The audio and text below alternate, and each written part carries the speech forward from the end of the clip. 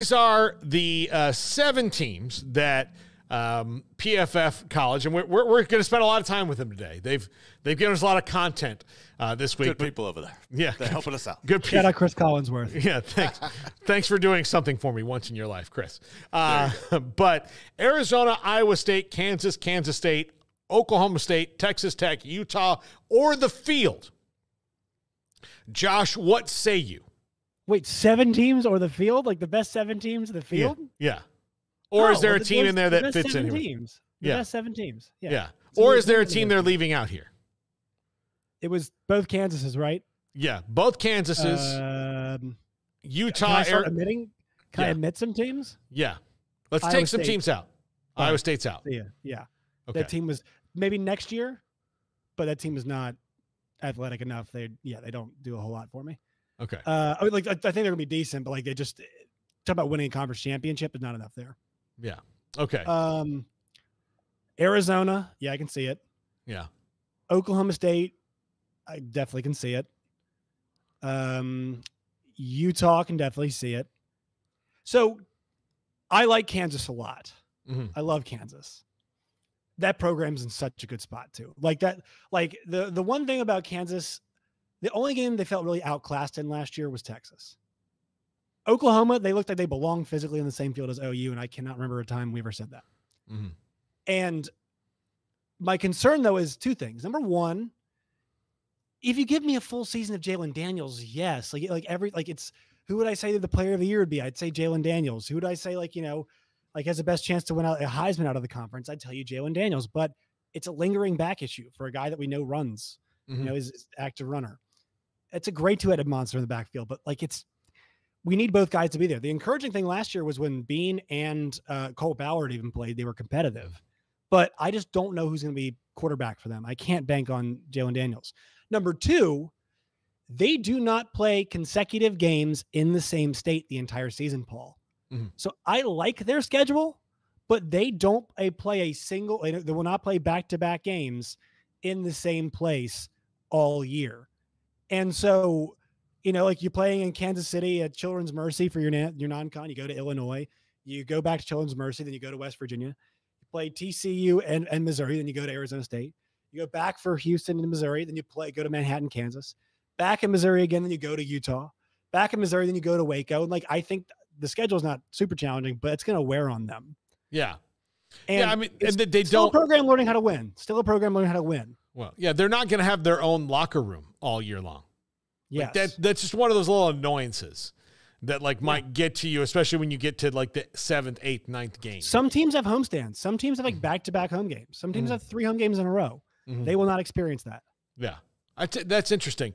I'm having a little trouble buying Tech completely. If everything swings, if they make the same kind of improvement that they did from 2 years ago to last year, which I think they did. I mean, and again, it's all about not having to play 3 quarterbacks. Like that to me, if they can play 1 quarterback for most of the year in Baron Morton, then I think they'll contend for most of the year.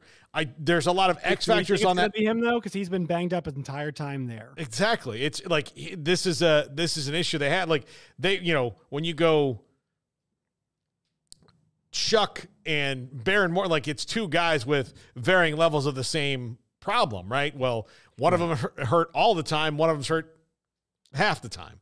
I think Zach Kittley did a good job last year, Paul, of starting Shuck ran a decent amount, and they had quarterback injuries again. When they started hammering Taj Brooks, it looked a lot better. And I think the Wyoming game is a good example. They went on a big run to start the game, but if you throw the ball too much, you're going to allow teams to get back in the game because the clock's going to stop.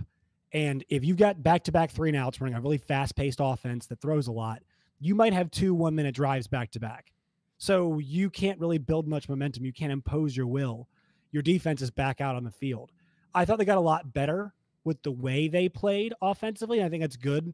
But until they show us some consistency at quarterback and some consistency on the defensive end of things. All right. Once again, last year was the first time a coach, last 2 seasons, it's the first time a coach since Mike Leach went to back-to-back bowls. They had not had a 2 coach or a single coach do that since Mike Leach was there.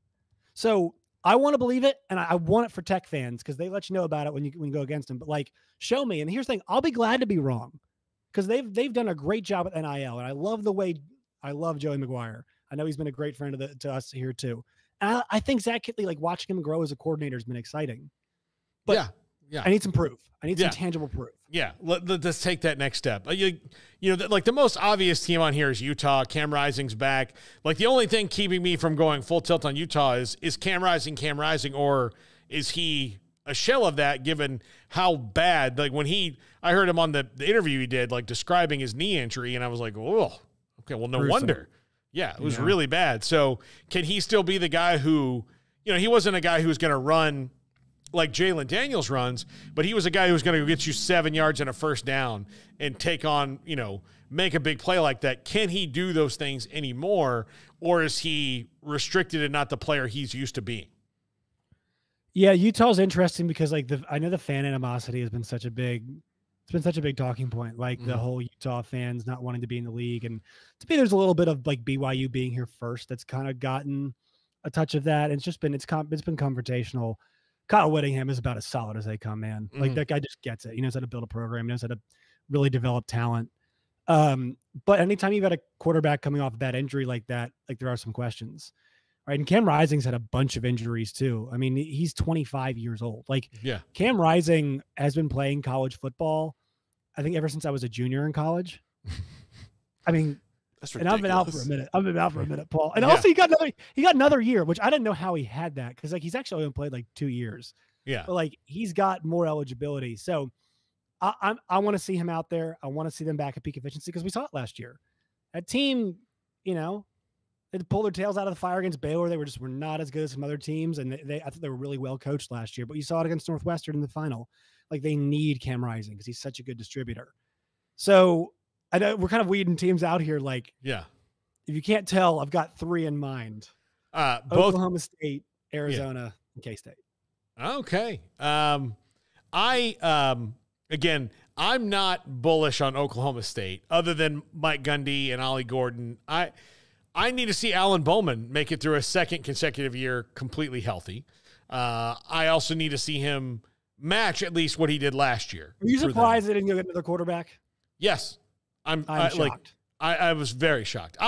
Here's where I land on 7th-year quarterbacks. Like even Cam Rising falls into this. If you're there for your 7th year. Yup. I mean, is it that good? I mean, it's probably better than like a lot that you could get, but are you delaying the inevitable with your program a little bit when you don't move on to a quarterback who has more upside than a guy who's in his 7th year there's a reason you're not in the pros, right? Yeah. So like, you know, we again, there's not enough evidence out there for us to even do a science project on what's the 7th year quarterback, you know, efficiency and all this is how much do you win and all that, because this is a very new thing. So, and it may not be a thing that lasts very long considering that, you know, COVID year is going to be gone, and this extra year that people are getting because of the settlement, like that'll be gone eventually, and we'll may see 60-year quarterbacks, but we're not going to see a lot of 7-year players again. He was actively bad last year too. Yeah, like there were times where he was like active, like it was like, you know. And here's the thing: I thought they should have gone with Garrett Rangel. I mean, I guess you could say I'm wrong, but like there were not too many games where you're like, wow, Bowman is lighting it up today. Like this guy is. You know, is really in command of everything. And they can do better. Like, this is what frustrates me to no end. If Spencer Sanders is their quarterback last year, they don't lose. They don't get just nuked by South Alabama at home. And they don't struggle with Arizona State. Like, it was like a pitching rotation. It's like, oh, here comes the middle reliever and here comes the closer. And I guess that's the one nice thing about having Bowman this year is like, we don't have to worry about that at all. But the thing was about the UCF game, Paul, is that like in the Texas game, once those games started, like they were over immediately because Oklahoma State maximized what they had, but they weren't that good. Like they couldn't fight back in a meaningful way in a lot of their games if things were going against them because they just didn't have the personnel to do it. And he's kind of a prime example of it. Yeah. Garrett, you had something. So the one consistent theme I continue to see throughout the chat room, and I would love to get y'all's opinion on this, is West Virginia. A lot of people are saying, why is West Virginia not on this list? I mean, that's a senior-laden team. You got Garrett Green coming back, who showed a lot of promise last year. Your running back room is loaded. What are your thoughts on the Mountaineers being off this list, and how do you see, is there a team you would replace them with? I'm more bullish on West Virginia than I am on Tech. To be quite honest, maybe even more so than I am on Oklahoma State, outside of, all the things I mentioned, but like I like West Virginia. I've said it over and over again. I think Neil Brown got a little bit of a bad rap. Now, look, he wasn't winning. So, again, there's only one tangible currency in college football, and that's wins. But I think that he got a bad rap. I really do. And he proved it last year with what they could do. They're deep at running back. They've got two quarterbacks they feel really good about in Garrett Green and Nico Marchiol. They're better at wide receiver. They're really good up front. They're going to be solid on defense. I don't see any reason to not put them in this list at all. As a matter of fact, I might be more confident about them than I am about Iowa State. Well, here's the problem, Paul. So in terms of quality, I like them. Their schedule is brutal. It's a really difficult schedule. They play Penn State the first week. And by the way, that game is at noon, I believe, which is a travesty. Mm-hmm. Absolute travesty. That game's happening at noon. And then also in the non-conference, they have to go to Pitt. So, Pitt has had some really good years. Like, you're going on the road to play your rival. I know Cincinnati won, I think, at Pitt last year, but like you're not really sure what this Pitt team's going to be, but still it's a road game against a rival, 2 games, 3 weeks. Then you play Kansas at home, which is a difficult game. Another road game at Oklahoma State. Then you have Iowa State, Kansas State, but those games are at home, which is nice. You're at Arizona then at Cincinnati, which is not that bad. You've got Baylor, UCF, at Texas Tech. So out of your road games, you've got a rival in Pitt, at Oklahoma State, at Arizona, and at Tech. Those are all really difficult road games for them. And they've got, in terms of teams that made bowls last year, Penn State, they've got KU, they've got Oklahoma State, they've got Iowa State, they've got Kansas State, they've got Arizona, they've got UCF, and they've got Texas Tech. So they play 8 teams that went to bowls last year, and majority of those teams think they might be better than they were last year. So I like the team. I think there's a chance they could be a better team than they were last year and maybe not win as many games as last year. Well, there you go. So, yeah, I don't like, again, if I'm picking a team to win right now, if I had to settle on one, I'm going to say Kansas State. I think that Avery Johnson's dynamic.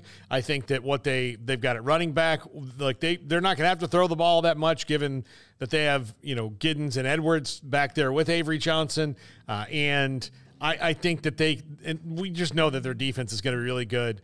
I'm curious to see how the loss of Colin Klein affects them there, because he was such a good offensive coordinator for them, and they're his alma mater. Replacing offensive coordinators.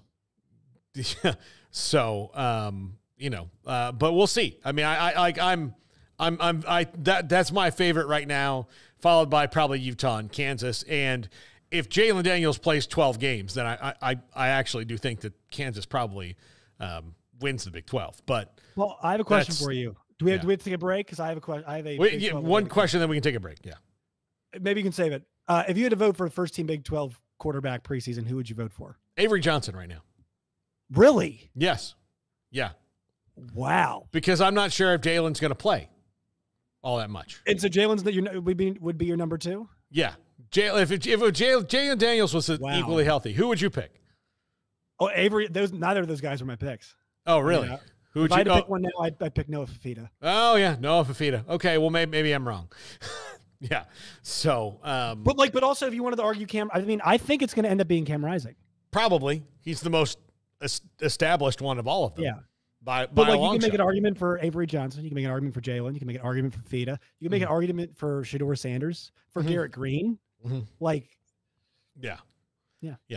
There's nobody like West Virginia is the only team not on this list, by the way, that I would put on there. Everybody else, and look, it might be the end of the year might wind up being KJ Jefferson and Gus Malzahn's offense. You should never know. Lord. If he's healthy all year long, then that changes a lot of things about this league, especially given the running attack that they're going to have with the 3-headed monster. I think it's going to be very interesting.